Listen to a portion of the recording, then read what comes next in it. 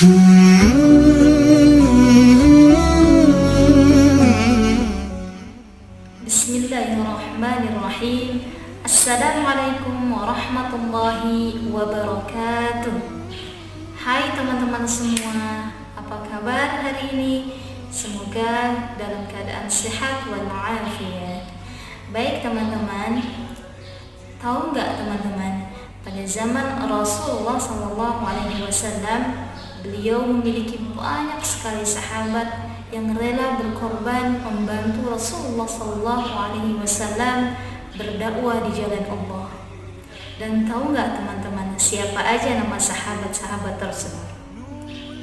Ada yang tahu? Nah, sekarang Munaros akan menyebutkan. Salah satunya adalah sahabat Abu Bakar As-Siddiq.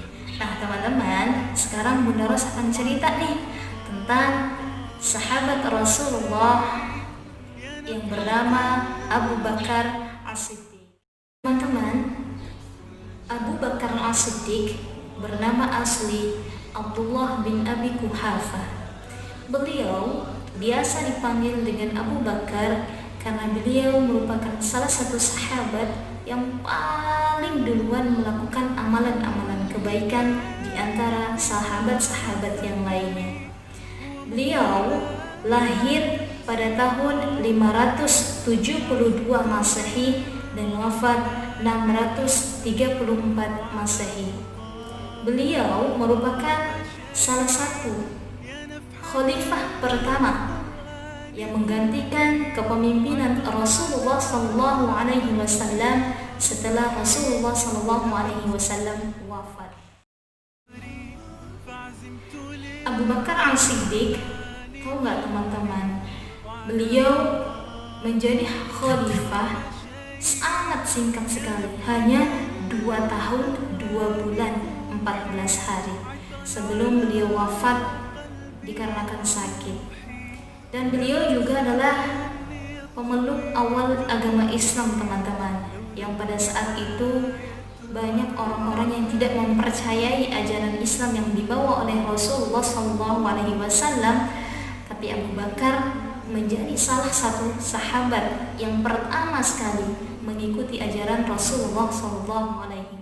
Oh iya, tahu nggak teman-teman, Abu Bakar As-Siddiq adalah ayah dari Aisyah, istri Rasulullah SAW loh teman-teman.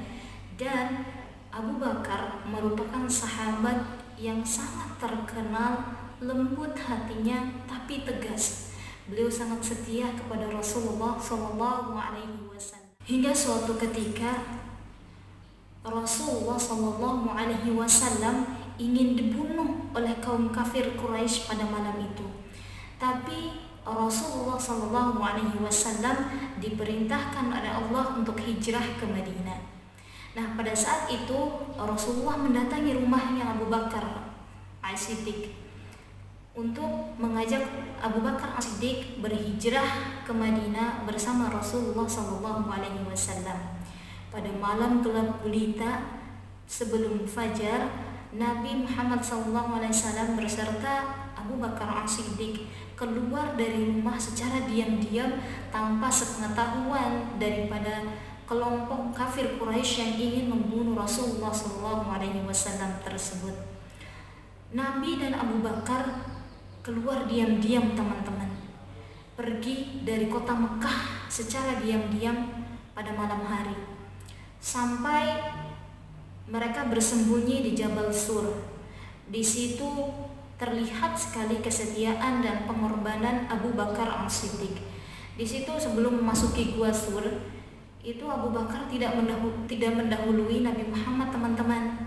Pada saat itu karena Abu Bakar radhiyallahu anhu takut Rasulullah itu disengat sama, khawatirnya di dalam gua tersebut ada harimau yang bersembunyi, ada ular yang berbisa yang ingin menyengat orang yang masuk ke dalam gua tersebut. Akhirnya Abu Bakar masuk duluan di dalam gua tersebut. Ya Rasulullah, engkau jangan masuk duluan ya Rasulullah dari ke dalam gua ini, karena kalau engkau masuk duluan khawatir ada harimau yang sedang bersembunyi di dalam sini, atau ada hewan buas yang berbahaya sehingga bisa memakan dan menyengat engkau ya Rasulullah. Kata Rasulullah, enggak apa-apa, saya aja duluan. Tapi Abu Bakar tetap kekeh, jangan ya Rasulullah, kalau engkau disengat duluan, engkau akan mati, seluruh umat akan merasakan kehilangan engkau. Tapi kalau aku yang mati duluan, maka yang bersedih hanyalah istri dan anakku saja. Dan kemudian teman-teman, akhirnya Abu Bakar As-Siddiq duluan memasuki gua Sur tersebut. Nah, pada saat itu ditemukanlah, dibersihkan terlebih dahulu, terus ditemukan ada lubang-lubang, ditutup kemudian oleh Abu Bakar As-Siddiq. Lubang-lubang itu menggunakan kain yang ada di dalam tubuhnya Abu Bakar As-Siddiq. Lalu disuruhlah Rasulullah masuk dan tidur di dalam gua tersebut. Mereka tahu nggak teman-teman, bersembunyi di dalam gua tersebut selama 3 hari. Di dalam gua tersebut teman-teman, Rasulullah dan Abu Bakar tidur di dalamnya. Abu Bakar tidur menyender dan Rasulullah SAW tidur berbantalkan pahanya Abu Bakar. Dan teman-teman, di bawah pahanya Abu Bakar itu ada lubang. Di dalam lubang tersebut tiba-tiba keluar ular yang berbisa, teman-teman. Nah, di situ Abu Bakar tidak ingin bergerak. Walaupun disengat oleh ular yang berbisa tersebut, tidak ingin bergerak sama sekali karena khawatir Rasulullah akan terbangun dari tidurnya. Akhirnya ditahan sampai akhirnya terjatuhlah air matanya Abu Bakar ke atas pipinya Rasulullah yang sedang tidur. Akhirnya Rasulullah berkata, air apa ini? Pas dilihat, ternyata itu air matanya Abu Bakar. Kenapa engkau menangis wahai Abu Bakar? Ditanya oleh Rasulullah. Abu Bakar menjawab, aku disengat oleh ular ya Rasulullah. Dan akhirnya mereka keluar daripada gua Sur itu menuju ke Madinah. Teman-teman, Abu Bakar itu adalah salah satu sahabat yang dikenal, pertama pemberani, kedua dermawan, sangat dermawan sekali teman-teman. Hingga pada saat Abu Bakar As-Siddiq masuk Islam, beliau menginfakkan 40.000 dinar keping emas yang dimiliki olehnya, itu diinfakkan untuk kepentingan dan kemajuan agama Islam pada saat itu. Itu luar biasa dermawannya teman-teman. Kemudian Abu Bakar As-Siddiq merupakan salah satu sahabat Rasulullah yang sangat cerdas ilmunya, luas ilmunya, dan pada saat itu salah satu sahabat yang paling banyak mengeluarkan fatwa pada zaman Rasulullah termasuk Abu Bakar As-Siddiq. Penting sekali nih teman-teman. Abu Bakar As-Siddiq itu dikenal sebagai orang yang paling dahulu melakukan kebaikan-kebaikan, yang paling utama melakukan kebaikan-kebaikan. Pernah dalam satu kondisi Rasulullah bertanya kepada para sahabatnya, wahai para sahabatku, siapakah di antara kalian yang hari ini berpuasa? Sahabat yang lain tidak menjawab. Akhirnya Abu Bakar menjawab, saya ya Rasulullah. Kemudian Rasulullah bertanya kembali, wahai sahabat-sahabatku, siapakah hari ini yang telah ikut mengantarkan jenazah? Kemudian sahabat yang lain tidak menjawab. Abu Bakar kemudian menjawab lagi, saya ya Rasulullah. Kemudian lanjut, Rasulullah SAW bertanya lagi, wahai sahabatku, siapakah yang hari ini bersedekah kepada orang miskin? Kemudian Abu Bakar menjawab kembali, saya ya Rasulullah. Dan terakhir Rasulullah bertanya kembali, wahai para sahabat-sahabatku, siapakah yang hari ini menjenguk orang sakit?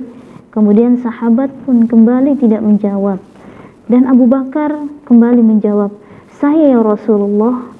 Kemudian Rasulullah bersabda, tidaklah orang yang melakukan kebaikan-kebaikan tersebut kecuali akan masuk surga. dari amalan-amalan yang dilakukan oleh Abu Bakar tersebut, maka dalam sebuah riwayat disebutkan bahwa Abu Bakar ditunggu oleh 8 pintu surga. Masya Allah, 8 pintu surga loh teman-teman. Kita satu aja sudah sangat bahagia, apalagi 8 pintu surga. Semoga kita semua hamba Allah yang bisa mengikuti Abu Bakar As-Siddiq. Amin ya rabbal alamin. Teman-teman, selain daripada kebaikan-kebaikan daripada Abu Bakar radhiyallahu anhu tersebut, Abu Bakar selama menjadi khalifah, beliau banyak berkontribusi terhadap kemajuan agama Islam. Yang pertama, beliau memerangi orang-orang murtad yang keluar dari Islam. Yang kedua, melanjutkan rencana pengiriman pasukan Usamah bin Zaid yang tadinya tertunda dikarenakan wafatnya Rasulullah SAW. Kemudian yang ketiga, memerangi pembangkang zakat yang pada zaman Khalifah Abu Bakar tersebut banyak orang yang tidak mau membayar zakat. Kemudian selanjutnya, memerangi nabi palsu. Pada saat itu teman-teman, ada seorang yang bernama Musailamah bin Kadzab yang mengaku sebagai Rasul, padahal jelas Rasul yang terakhir adalah Rasulullah SAW. Kemudian yang terakhir adalah membukukan Al-Quran. Al-Quran yang ada di tangan kita sekarang, teman-teman, tadinya tidak menjadi satu buku seperti sekarang, melainkan terpisah. Satu ayat di sana, satu ayat di sini. Tapi berkat jasanya Abu Bakar As-Siddiq, kita semua bisa membaca Al-Quran secara lengkap.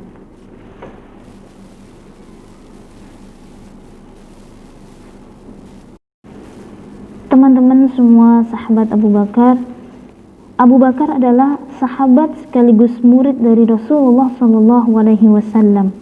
Beliau mencontohkan bagaimana sikap seorang sahabat terhadap sahabatnya, bagaimana murid ke gurunya, yaitu rela menemani dalam suka dan duka, siap membantu dan menolongnya dalam harta, tenaga, dan waktu, bahkan jiwa dan raga. Beliau selalu berusaha menghormati, memuliakan, dan melindungi kehormatan Rasulullah SAW. Nah, teman-teman, kita harus berusaha seperti yang dilakukan oleh Abu Bakar As-Siddiq. Paling tidak, amalan-amalan yang dilakukan oleh Abu Bakar As-Siddiq, kita berusaha meneladaninya. Baik teman-teman, cukup sekian sirah sahabat dari Bunda Ros hari ini. Lebih dan kurangnya Bunda Ros mohon maaf. Assalamualaikum warahmatullahi wabarakatuh.